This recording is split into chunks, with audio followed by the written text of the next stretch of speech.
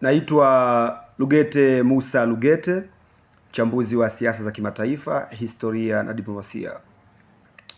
Kadhia ya mlango bahari wa Hormuz na kisa cha mfereji wa Suez kwenye vita ya mwaka 1956 ambapo Uingereza, Ufaransa na Israel walifanya tripartite aggression, uvamizi wa nchi tatu dhidi ya Misri kwa lengo la kuufungua mfereji wa Suez, mlango bahari wa Tiran ambao unaunganisha gafu ya Akaba pamoja na bahari ya Sham, yani the Red Sea. Sasa mwaka 1859 mainjinia wa Kifaransa walitengeneza kwa kushirikiana na Waingereza walitengeneza njia fupi kutoka Ulaya kuja Afrika kuliko kuzunguka Afrika Kusini kupitia rasi ya Tumaini Jema. Ndipo ukajengwa mlango bahari, ndipo ukajengwa mfereji wa Suez kutoka mwaka 1859 mpaka 69. Mfereji wa Suez ulikuwa Uingereza na Ufaransa walikuwa na umiliki, lakini mwisho wa siku na baadaye na serikali ya Misri. Kwa hiyo mwaka 1875 aliyekuwa mfalme wa Misri Sultani Khedive, Misri iliingia na tikisiko kubwa la kiuchumi mwaka 1875. Kwa hiyo Misri ikaamua kuuza kile ilicho nacho, ikaamua kutangaza kuuza hisa 44% za hisa za mfereji wa Suez. Waliojitokeza mwaka huu 1875 kununua alikuwepo ni Marekani, Uingereza na Ufaransa. Sasa katika hali kama hiyo, Ufaransa ndio walikuwa wanataka kununua kwa haraka. Aliyekuwa waziri mkuu wa Uingereza Benjamin Disraeli, wakati huo malkia wa Uingereza ni Malkia Victoria. Benjamin Disraeli, ili kuweza kulinda biashara kati ya Uingereza na makoloni yake ya India, akaamua kukopa pauni milioni 4 kutoka familia ya Rothschild. Ni familia tajiri iliyoko Ulaya na Marekani, ndo wale waasisi wa Freemason, Illuminati, mifumo ya kifedha na kibenki duniani. Alivyokopa akanunua 44% za hisa za mfereji wa Suez. Malkia wa Uingereza, Malkia Victoria, akampongeza sana na kumpa nishani ya dhahabu na uzalendo. Lakini mkopo ule ulikuwa na masharti kwa serikali ya Uingereza kwamba Rothschild family waliikopesha serikali ya Uingereza pauni milioni 4 ili kununua hisa za mfereji wa Suez kwa malipo ya utii kwa taasisi na familia za Kiyahudi duniani.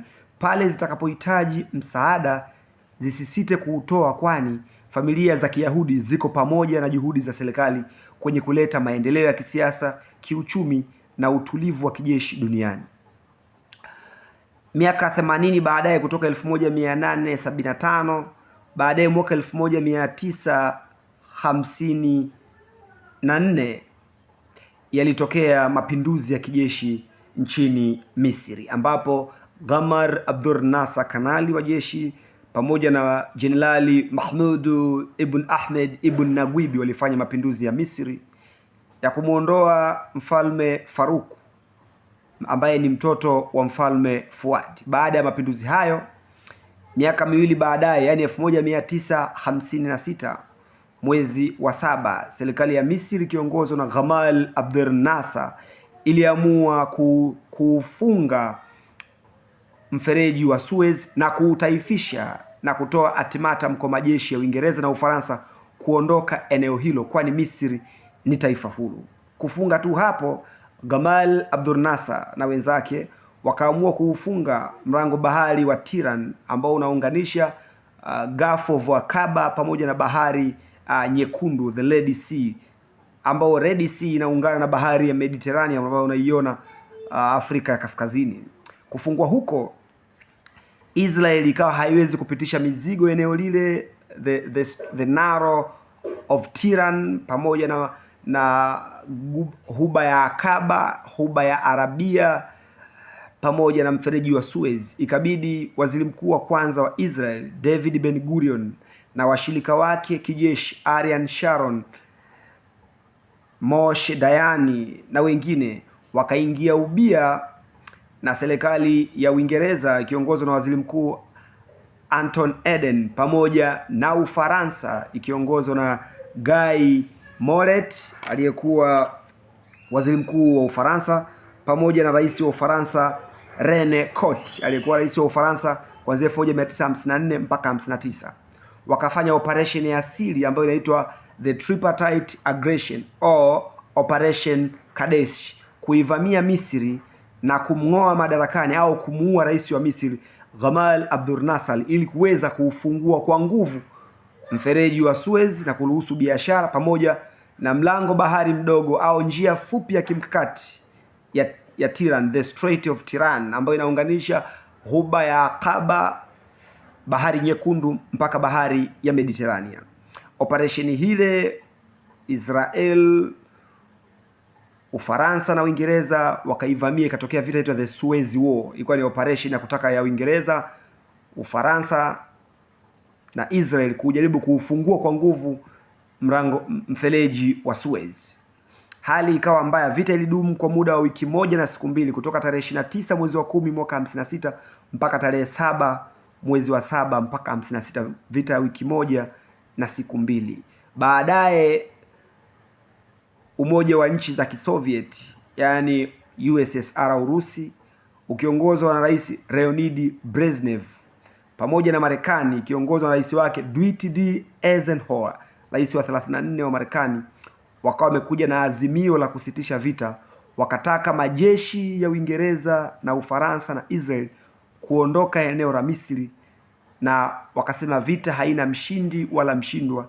Ikatokea aibu kubwa kwa Uingereza na Ufaransa kushindwa kuufungua mfereji wa Suez kwa njia za kidiplomasia, wakawa wameshindwa na kuondoka. Hatua hiyo ilipelekea waziri mkuu wa Ufaransa Guy Mollet kujiuzulu.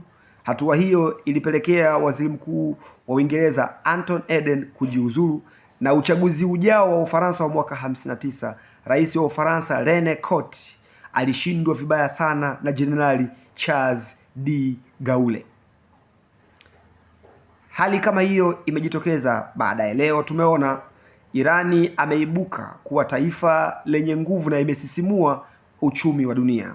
Mpaka sasa hivi Irani anashikilia hatima ya asilimia 37 ya mnyororo wa usambazaji wa nishati ya mafuta duniani, yaani petroli, gesi pamoja petroli, diesel pamoja na mafuta taa. Kwa maana ya kwamba kwenye mlango bahari wa Hormuz ambao Irani aliufunga baada ya Israel na Marekani kufanya mashambulizi tarehe 28 mwezi wa pili na kuwaua viongozi wa Irani akiwemo Ali Khamenei, Irani kuufunga mlango bahari wa Hormuz imepelekea kukosekana kwa asilimia 25 ya usambazaji wa mafuta na uchumi umeyumba duniani. Lakini pia Irani ana ushawishi kwenye eneo la Bab el Mandeb, the Gate of Tears, lango la machozi, eneo ambalo kule kunapita asilimia 12 ya mafuta duniani inapita mlango bahari wa Bab el Mandeb, ambao mlango bahari huo Yemen kupitia wanamgambo wa Houthi wana access, kwa sababu Irani ana ushirikiano na wanamgambo wa Houthi walioko Yemen. Hii inatupa tafsiri kwamba kufungwa kwa mlango bahari wa Hormuz, Marekani na Israel kushindwa kuufungua, nchi za NATO na Umoja wa Ulaya kushindwa kumuunga mkono Marekani, inaonyesha kabisa nguvu ya Marekani inapungua kwenye ushawishi wa sekta ya nishati duniani, na inavyoonekana kwamba Urusi na China wanamtumia Irani kujaribu kupunguza nguvu ya Marekani na Israel kwenye siasa za kimkakati, ulinzi na usalama na mfumo wa uchumi wa petrodola.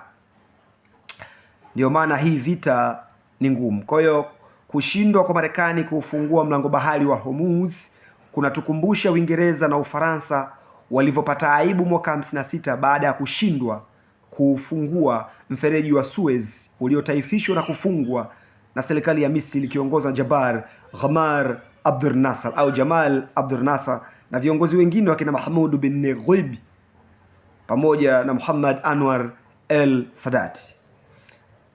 Kitendo cha Marekani na Israel kushindwa kuufungua mlango bahari wa Hormuz kinaashiria kimkakati kwamba nguvu ya Marekani inapungua duniani na Urusi na China wanaendelea kuangalia ni kwa namna gani wanaweza wakapunguza mfumo wa petrodola, nguvu ya Marekani kwenye mataifa mengine, na ile oda ya Marekani kuagiza kila kitu kitekelezwe.